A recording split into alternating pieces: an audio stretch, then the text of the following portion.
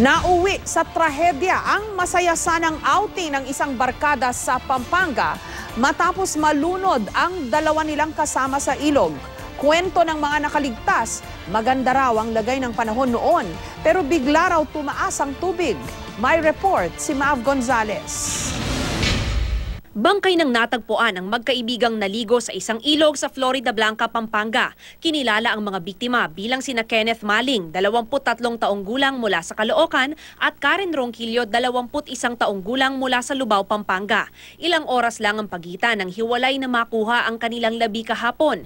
Bandang alas 3 ng hapon nitong linggo, naligo sa ilog ang mga biktima kasama ang 9 nilang kabarkada. Maganda naman daw ang lagay ng panahon noon pero bigla raw tumaas ang tubig sa ilog. Dahil malapit din lang sa Mount Pinatubo, kasamang rumagasa ang lahar sa malakas na agos na tumangay sa magbabarkada. Bandang sa Zambales, malakas ang ulan.